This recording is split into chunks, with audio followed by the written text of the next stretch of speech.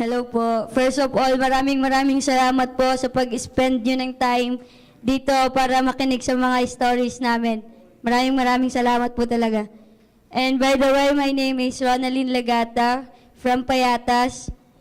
I am the head coach of Team Philippines Street Child World Cup na ginanap sa Moscow. Katulad ng mga istorya na narinig natin, katulad ng mga problema na pinagdaanan nila, napagdaanan ko rin yung mga ganyang problema kasi nung bata pa lang ako, nag-start ako ng 9 years old, nagtrabaho na ako, and dahil sa pagtatrabaho ko, hindi ko na-enjoy yung pagkabata ko. Kasi sa time na yun, nag-drop out din ako sa school dahil hindi rin kaya ng family ko na supportahan yung pag-aaral ko. And kailangan kong mag-sacrifice para din sa mga kapatid ko, para makakain sila araw-araw and and then alam ko po na yung iba sa inyo, ilang ulit na rin naririnig yung story ko sa page namin. Pero masasabi ko po na yung istorya ko, gustong-gusto ko po siyang i-share sa karamihan kahit na minsan po nakakapagod ng balik-balikan, nakakasakit na ng damdamin ko. Pero gusto ko po siyang i-share sa inyo para ma-inspire, lalo na yung mga batang katulad ng dinanas ko sa buhay. Nagsimula na nung nakilala ko yung fair play, doon lang nagbago yung buhay ko kasi tinuruan nila ako maglaro ng football and nagpapasalamat ako kasi lagi silang nagbibigay ng care sa akin na hindi ko naramdaman sa pamilya ko kasi sila mismo, dinadown nila ako. Sila mismo, hindi nila sinusuportahan kung ano ba ang gusto kong marating sa buhay. Ano ba yung gusto kong pangarap para sa sarili ko.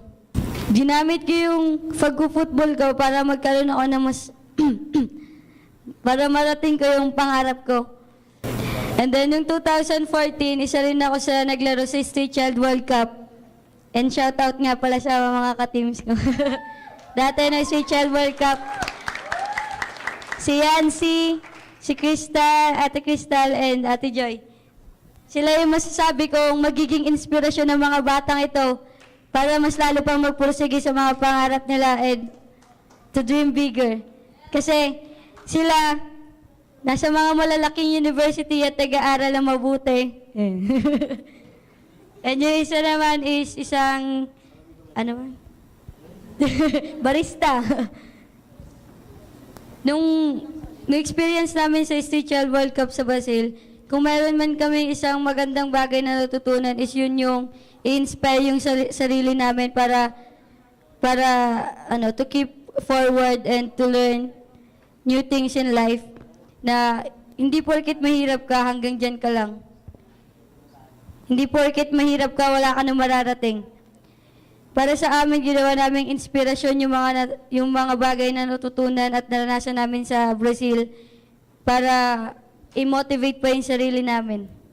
And then, after nung naglaro ako sa Brazil, pagdating ko ng Pilipinas, si Coach Roy yung nag-motivate sa akin para maging isang coach. Noona, ayoko po talaga maging coach kasi gusto ko lang naman po maglaro ng football and gamitin yung football para po makapasok sa university and ma-accomplish ko po yung education ko. Ayoko po talagang mag-coach nung simula kasi feeling ko po malaking responsibility po yung pagiging coach. And si Coach Roy po, kahit pagod na siya sa akin magturo, kahit hindi ko naman nagigets yung mga sinasabi niya, hindi pa... Kahit na araw-araw sinasabi niya ako magdala ka ng notebook, magdala ka ng papel, kinabukasan kakalimutan ko na naman. Tapos magagalit niya naman siya sa akin. Tapos mag-iiyakan na naman kaming dalawa, pero di siya napapagod kasi natutunan ko sa kanya lahat ng mga nasi-share ko ngayon sa mga bata. Kasi nagtiwala siya sa akin na kapag sinabi mong kaya mo talagang gawin yung isang bagay. And ayun, nagpapasalamat ako kay Coach kasi kung hindi dahil sa kanya, wala ako dito ngayon sa harapan niyo.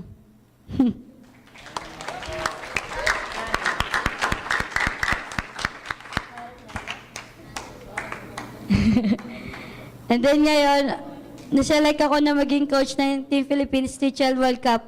Nung nag-camp kami ng 1 month, nagulat ako sa mga batang to kasi sobrang friendly nila na as in, kakakamit pa lang nila, sobra yung relationship po, parang nandun na agad. Na hindi katulad ng iba na nagkakahiyaan pa sila. First day pa lang, nagsasayawan na sila dun sa dorm, nagkakwentuhan na. And then gumawa pa nga sila ng song. Nung song namin dati sa Brazil po kasi may sikat na song doon na kinakanta. Title po nun is Sociolosa. Pero dahil po na-inspire sila ng Nivea, ginawan po nila yun ng kanta. Sample nga girls. 1, 2, 3, go!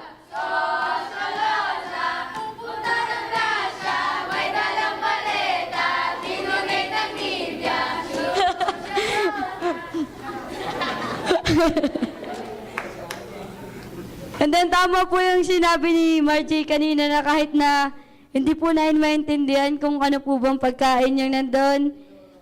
To be honest po talaga, hindi ako talaga nagkanin simula nung first day doon kasi ibang-iba po talaga yung kanin nila rin sa kanin dito kahit na gutom na po kami, wala kami magawa. Kinakain lang namin yung mga meat din sa sa mga putahe, basta may meat, kung kahit anong klaseng meat pa yan, sige kainin namin yan.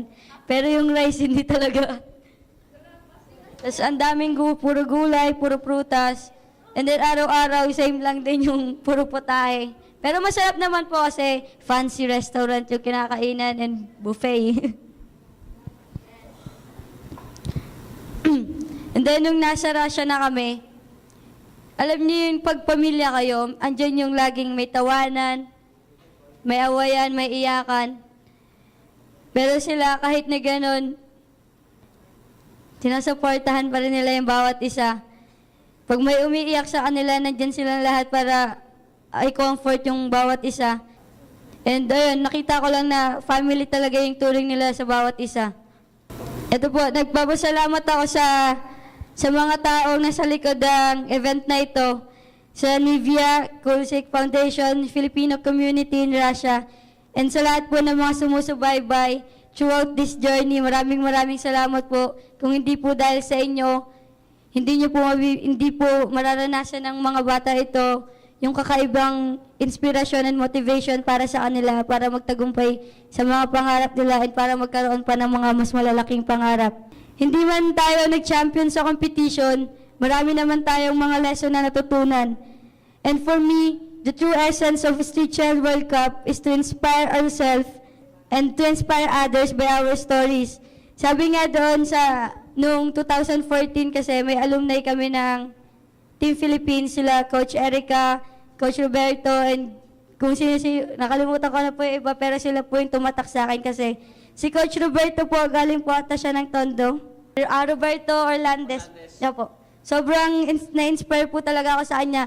Kapag may time na nadadown ako, feeling ko di ko na kaya pang magpursige pa sa buhay.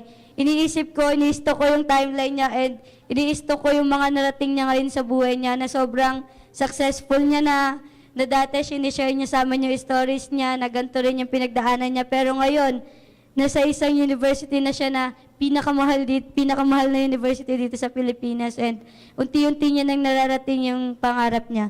And si Coach Erica naman, meron siyang sinabi doon sa Brazil nung players pa lang kami. Alumni na siya, may sinabi siya sa harap na stage na being a street children is not a hindrance. It is an opportunity to pursue a bigger dreams in life. Na sobrang naging tumatakbo talaga sa isip ko, sobrang powerful nung quote. And ayun po yung parang guidelines ko kapag nadadown ako. Iniisip ko na sila nga na if they can be hopeful, why can't I?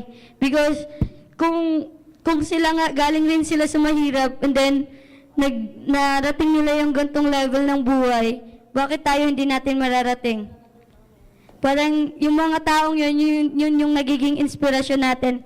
And kaya rin ako nandito is gusto ko na ma-inspire yung mga batang ito sa mga story ng kanilang mga ates and kuyas na naging successful dahil lang ginamit nila yung football sa matalinong paraan. And then yun lang po. Maraming salamat po sa pagpunta.